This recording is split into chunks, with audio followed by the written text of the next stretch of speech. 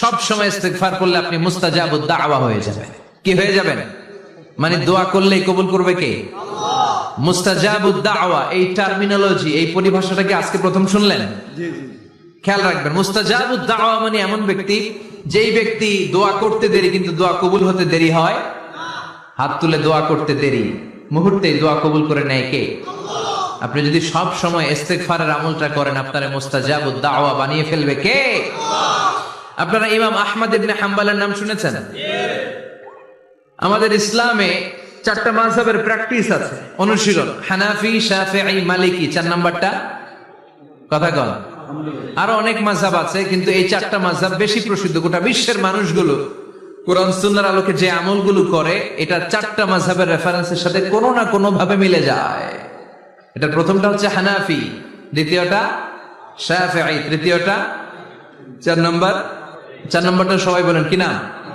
হাম্বলি। ইমাম আহমদ ইবনে হাম্বল এই মাযহাবের ধারক, বাহক, প্রতিষ্ঠাতা। তিনি ছিলেন জগৎ বিখ্যাত মুহাদ্দিস, জগৎ বিখ্যাত মুহাদ্দিস। ওনার পুরো জীবনটা উনি হাদিস সংগ্রহের কাজে ব্যয় করেছেন,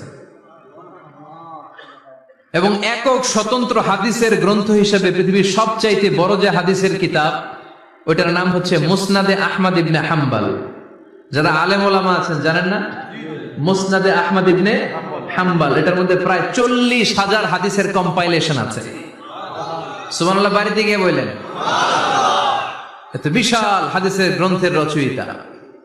ওনার শেষ জীবনে উনি হাদিস সংগ্রহের জন্য সফর করতেন। শীতের এক রাতে তিনি সফরে বেরিয়েছেন। এক মসজিদে মাগরিব আর এশার সালাত পড়ে তিনি ভাবলেন ফজরের সালাতে এই মসজিদে পড়ে সকালবেলা বেরোবো, যেহেতু বাইরে শীত, কই আর যাব। ব্যাগ থেকে কাঁথা বের করে হাদিস পড়তে শুরু করেছেন, আর ভাবলেন হাদিস পড়তে পড়তে রাতটা কাটিয়ে দিব। কিন্তু মসজিদের দারোয়ান এসে বলে, মুরব্বী, মসজিদে তো থাকা যাবে না, আপনি বেরোন।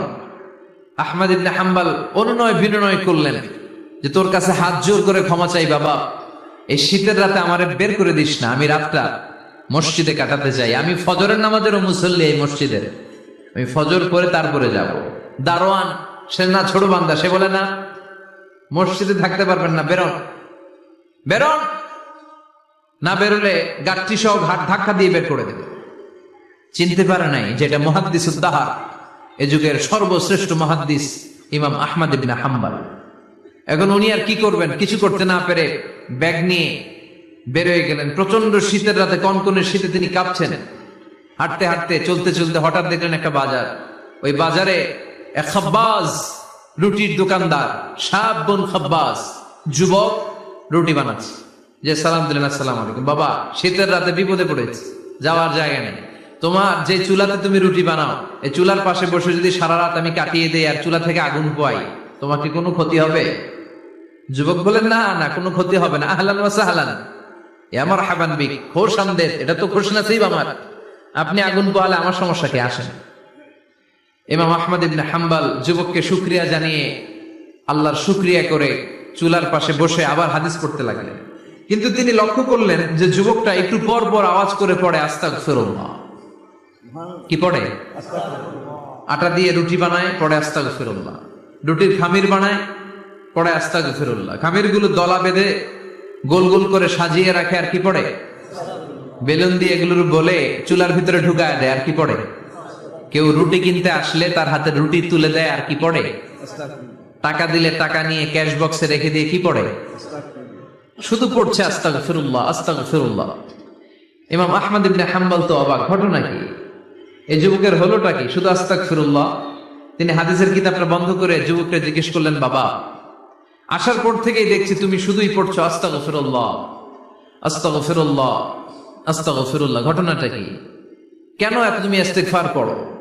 যুবক বলল, এটা আমার একটা চিরাচরিত আমল, সব সময় আমি এই আমলটা করি। আমি সব সময় ইস্তেগফারের সাথে আঠার মতো লেগে থাকি, আর সব সময় ইস্তেগফার করার কারণে আল্লাহ তাআলা আমাকে মুস্তাজাবুদ দাওয়া বানিয়ে দিয়েছে। মানে আমি দোয়া করলেই দোয়া কবুল হয়ে যায়। এই জীবনে আমি যত দোয়া হাত তুলে করেছি, মুহূর্তের মধ্যে আমার দোয়াগুলো কবুল করে নিয়েছে কে? আল্লাহ। শুনে তো ইমাম আহমদ ইবনে হাম্বল অবাক, বলে কি, আনতা মুস্তাজাবুদ দাওয়া, তুমি মুস্তাজাবুদ দাওয়া? তুমি দোয়া করলেই কবুল? না, আনা মুস্তাজাবুদ দাওয়া, হ্যাঁ আমি দোয়া করলেই কবুল হয়ে যায়। তুমি জীবনে যা দোয়া করেছো সব পেয়েছো? হ্যাঁ আমি জীবনে যা দোয়া করেছি আমি সব পেয়েছি, সব দোয়া কবুল হয়েছে আমার জীবনে, শুধু একটা দোয়া ছাড়া। ইমাম আহমদ ইবনে হাম্বলের কৌতূহল আরো বেড়ে গেল। সব দোয়া তোমার কবুল হয়েছে, একটা দোয়া কবুল হয় নাই, সেটা আবার কি? যুবক বলতে আরম্ভ করলো, আমার যে দোয়াটা কবুল হয় নাই সেটা হচ্ছে আমি আল্লাহর কাছে অনেকবার দোয়া করেছি, আল্লাহ শুনেছি এই জামানার সবচেয়ে বড় মুহাদ্দিস, তার নাম নাকি ইমাম আহমদ ইবনে হাম্বল।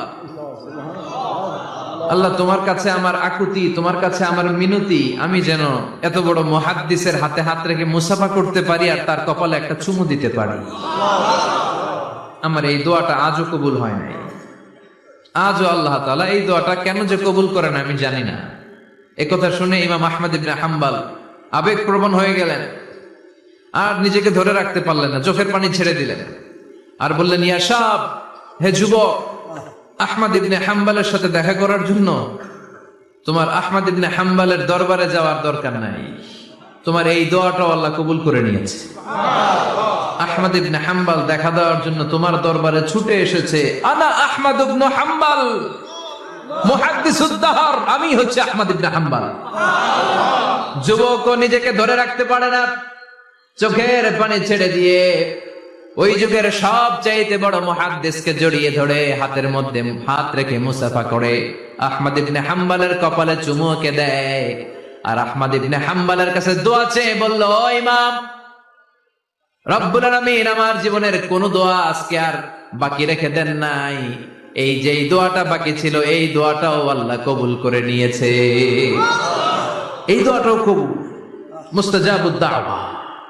আপনি সবসময় যদি ইস্তিগফারের সাথে আঠার মতো লেগে থাকতে পারেন, আপনি দোয়া করা মাত্র দোয়া কবুল করে নেবে কে?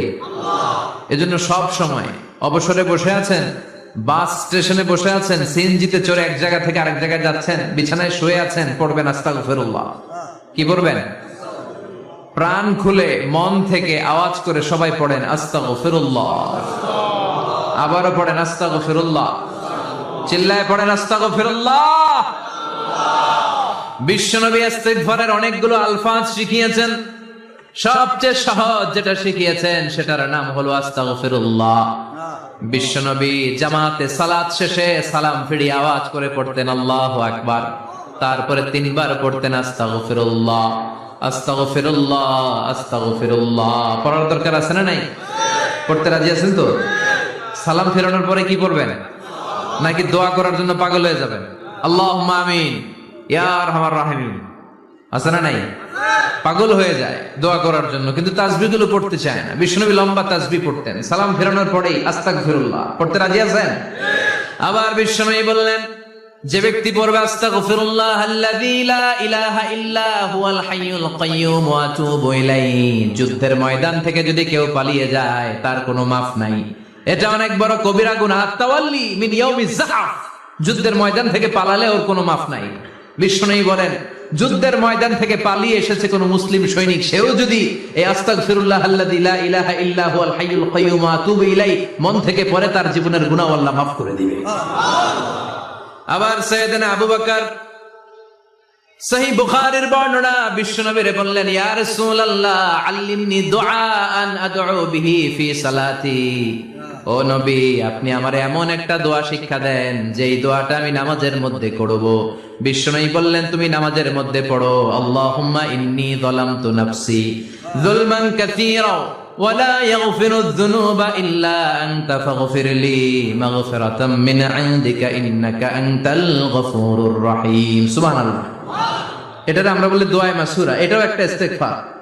যেখানেই ক্ষমা চাওয়ার কথা আছে ওইটাই ইস্তিগফার, বুঝতে পেরেছেন? আল্লাহুম্মা ইন্নী যালামতু নাফসি, ও আল্লাহ অনেক জুলুম করেছি, যুলমান কাসীরা, জুলমের শেষ নাই। ওয়া লা ইয়াগফিরুয যুনুবা ইল্লা আনতা, আপনি ছাড়া এই জুলুম আর পাপ ক্ষমা করার কেউ নাই।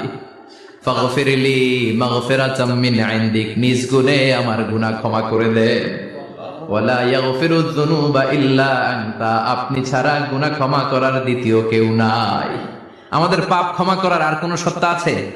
চিল্লায় বলেন। আবার বিশ্বনবী বললেন, যত ইস্তিগফার আছে সব ইস্তিগফারের সেরা সর্বশ্রেষ্ঠ ইস্তিগফারের নাম সাইয়্যিদুল ইস্তিগফার। কি নাম?